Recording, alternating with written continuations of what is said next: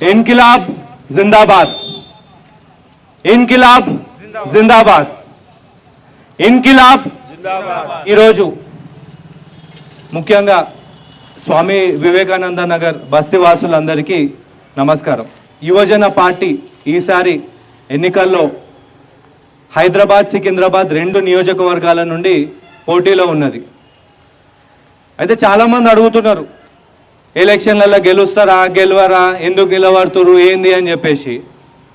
ఈసారి ఖచ్చితంగా మీ అందరి ప్రేమాభిమానాలు గెలవనీకనే ఈ ఎన్నికలలో నిలబడుతున్నాం. గెలుస్తారా అంటున్నారు కదా, ఖచ్చితంగా మీ అందరి ప్రేమాభిమానాలు గెలిచి తీరుతాం. ఈరోజు మీకు గుర్తుందో లేదో, చాలామంది ఇంటర్మీడియట్ విద్యార్థులు ఒక 2-3 సంవత్సరాల నుండి కనుక మనం చూస్తుంటే వాళ్ళ ఆత్మహత్యలు పెరిగిపోతున్నాయి. వీటికి కారణం ఏంది అని అంటే కొంతమంది అధికారుల నిర్లక్ష్యం. ఎగ్జామ్స్ అయిపోయిన 4 రోజులకే క్లాసులు మొదలు పెట్టేస్తే పిల్లలకు నేను డాక్టర్ కావాలన్నా, లేకపోతే లాయర్ కావాలన్నా, లేకపోతే ఇంజనీర్ కావాలన్నా, ఒక చార్టెడ్ అకౌంటెంట్ కావాలన్నా, ఇంకేదన్నా కావాలన్నా అని ఆప్షన్స్ లేని సొసైటీలో మనం నూకుతున్నాము. మనమే వాళ్ళ ప్రాణాలు తీసుకుంటున్నాం. ఈరోజు ఈ విషయం ఎందుకు చెప్తున్నాను అని అంటే, ప్రతి ఒక్కరు కూడా ఎందుకు నిలబడుతున్నారు అంటున్నారు కదా, ఇట్లా దారి తప్పిన సిస్టమ్ని సరిగ్గా నడిపించాల్సినటువంటి బాధ్యత ఈరోజు ప్రభుత్వానికి సంబంధించినటువంటి అధికారులకు ఎంతైనా ఉంది. కానీ వాళ్ళ పట్టించుకుంటలేరు. ఇక్కడ దగ్గర 23 ఇల్లులు ఉండే అందరికీ తెలుసు. మీకు రోడ్డు కావాలన్నా ఇల్లులు కూలగొట్టుకుంటారా, కూలగొట్టుకోండి. కానీ మాకేదో ఒక ఆధారం అయితే చూపించాలి కదా. చూపించకుండా మా ఇల్లులు కూలగొట్టేసి ఈడికేంచి వెళ్ళిపోమంటే ఏడికి పోతాం మేము? ఇక్కడనే పుట్టి పెరిగి ఒక 2-3 తరాల నుండి ఇక్కడనే ఉంటున్న వాళ్ళము, మమ్మల్ని ఏడికి వెళ్ళగొడతారు మీరు? ఒక్కసారి ఆలోచించండి. ఈరోజు మేము ఒకటే ఒక విషయాన్ని ప్రతి ఒక్కరికి గుర్తు చేస్తున్నాం. ఈ విషయాన్ని ఖచ్చితంగా ప్రతి ఒక్కరు గుర్తుపెట్టుకోవాల్సిన అవసరం ఎంతైనా ఉంది. మనకు గత 10 సంవత్సరాలు అవుతుంది తెలంగాణ రాష్ట్రం వచ్చి. చాలా విషయాలు బాగుపడతాయి అనుకున్నాం, కానీ మనం ఇంత ఆగమైపోతామని ఎప్పుడు ఊహించలేదు. తెలంగాణ వచ్చింది, నీళ్లు నిధులు నియామకాలు అన్న అంశం మీద వచ్చింది. తెలంగాణ వచ్చింది, అన్ని బాగానే ఉన్నాయి. లాస్ట్కి నీళ్లు నిధులు నియామకాలు వచ్చుడేందో కానీ మన ఇల్లులు అయితే పోతున్నాయి. దీనికి కారణం ఏంది అని ఆలోచిస్తే ఒక విషయం మనకు క్లియర్గా అర్థమవుతుంది. అదేంది అని అంటే అధికారుల నిర్లక్ష్యం. ఈ నిర్లక్ష్యం వైఖరి మారినంత వరకు మార్పు అనేది వచ్చే పరిస్థితే లేదు. ఈరోజు మన ఇల్లులు ఎందుకు పోయినాయి అన్న చెప్పండి. ఆడ ఒక ఆఫీసర్ వచ్చి ఈడ వీళ్ళు ఇన్ని రోజులు బతుకుతున్నారు, వీళ్ళకి ఇంకేమన్నా చూపియాలి అని చెప్పేసి ఒక ఆల్టర్నేటివ్ చూపించకుండా వాళ్ళు ఏదో అడ్డమైన రిపోర్ట్ ఫైల్ చేశారు కాబట్టే మన ఇల్లులు పోయినాయి.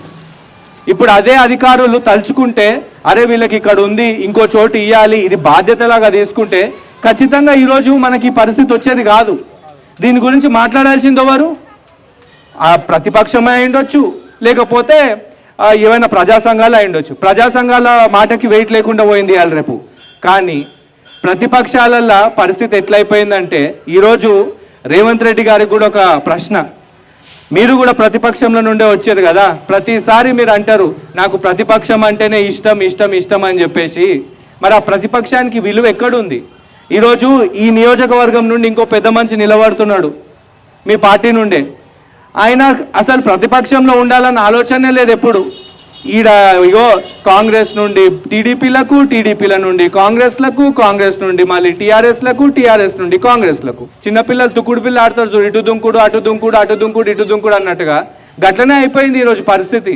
ఈరోజు నేను ఈ విషయాన్ని కూడా ఎందుకంత స్ట్రాంగ్గా అడుగుతున్నానంటే, ఈరోజు మీరు కూడా ఎంపీ లెక్క నిలబడుతున్నారు. ఈడ మరి పరిస్థితి అర్థమవుతుందా లేదా మీకు? 23 దళిత కుటుంబాలకు సంబంధించినటువంటి ఇల్లులు కూలగొట్టి పడేసిర్రు. మా బతుకులు ఏం కావాలి? మీరు ఎంపీ లెక్క నిలబడుతున్నారు కదా దానం నాగేందర్ గారు, ఇది కూడా మీ నియోజకవర్గంలో భాగమే కదా ఇప్పుడు సికింద్రాబాద్ పార్లమెంట్లో. మరి ఏంది మా పరిస్థితి? ప్రభుత్వం తరఫు నుండి మీరు ఓట్లేయండి అని అడుగుతున్నారు. ఈ అధికారుల నిర్లక్ష్యానికి ఇదొక ఉదాహరణ. ఇట్లాంటివి రోజుకి కొన్ని వందల వేల సందర్భాలు జరుగుతున్నాయి. ప్రభుత్వం ఒకటి ఏర్పాటు చేయంగానే కాదు, ఆ ప్రభుత్వంలో ఖచ్చితంగా అధికారులు సరిగ్గా పనిచేస్తుర్రా లేదా అని చూసుకోవాల్సినటువంటి బాధ్యత ముఖ్యమంత్రికి, వేరే ఇతర నాయకులకు, ప్రతి ఒక్కరికి ఉంది. ఎందుకంటే ఈరోజు ఏ పిల్లకైనా ఆకలి అయితే అమ్మ అన్నం పెట్టమంటే పెడతారు. ఈరోజు పిల్లకి ఆకలి అవుతుంది ఓ దిక్కు, ఇక అన్నం పెట్టనీకే ఆ నోరు లేని పిల్ల ఉన్నది ఒకటి. ఆ పిల్ల తల్లే అర్థం చేసుకొని మాకు ఇంత తిండి పెట్టాలి, కానీ మీరు అసలు పస్తులు ఉండి చావండి అని అంటే ఇది ఎక్కడ ప్రజాస్వామ్యం? ఈరోజు ఇంకొక విషయం నేను ప్రతి ఒక్కరికి గుర్తు చేస్తున్నాను. మీ అందరికీ గుర్తుందో లేదో, కరోనా టైంలో మనోళ్ళు హాస్పిటళ్ళల్లో బెడ్లు దొరకక, మళ్ళీ ఆక్సిజన్ సిలిండర్లు దొరకక, అన్న ఒక్క ఆక్సిజన్ సిలిండర్ దొరికితే మా వాడు బతికేస్తాడు, ప్లీజ్ మా అమ్మకు ఒక్క హాస్పిటల్ బెడ్ దొరికితే బతికేస్తుంది అని చెప్పేసి అడ్డమైన వాళ్ళ కాళ్ళేళ్ళు పట్టుకోలేదా? ఒక్కసారి గుర్తు తెచ్చుకోండి. లాస్ట్కి హాస్పిటల్లో బెడ్లు దొరికితే వాళ్ళు మన పుస్తెల్ని, ఆస్తుల్ని తాకట్టు పెట్టిపిచ్చిర్రు. పుస్తెలను, ఆస్తుల్ని తాకట్టు పెట్టి హాస్పిటల్లో బిల్లు కట్టినా కూడా మన వాళ్ళు బతకలేరు. లాస్ట్కి ఏమైపోయిందంటే, ఇగో మీ వాళ్ళు చచ్చిపోయారు అని చెప్పేసి గుట్ట లెక్క శవాలను పేర్చి తలగబెట్టి మన ముఖాన ఇంత బూడిద కొట్టిర్రు. ఆ బూడిద మనోళ్ళలో కాదు అని చెప్పేసి పొయ్యి అది గంగలో కలుపుతుంటే మీకు బాధ అనిపించలేదా? ఒక్కసారి ఆ పరిస్థితి గుర్తు తెచ్చుకోండి. ఇలాంటి పరిస్థితికి కారణం కూడా ఎవరు అని అంటే, ఒక చాతగాని వ్యవస్థలో ఉన్నటువంటి చాతగాని అధికారులు, చాతగాని రాజకీయ నాయకులు.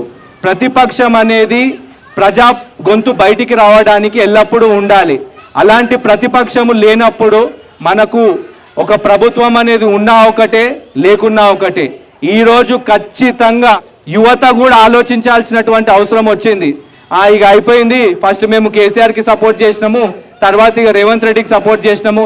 అరే వాళ్ళకు వీళ్ళకు కాదు భయ్, మీరు రండి, ఒక్కొక్క నియోజకవర్గంలో పనిచేస్తే యువత అధికారంలోకి ఎందుకు రాదో నేను చెప్తా.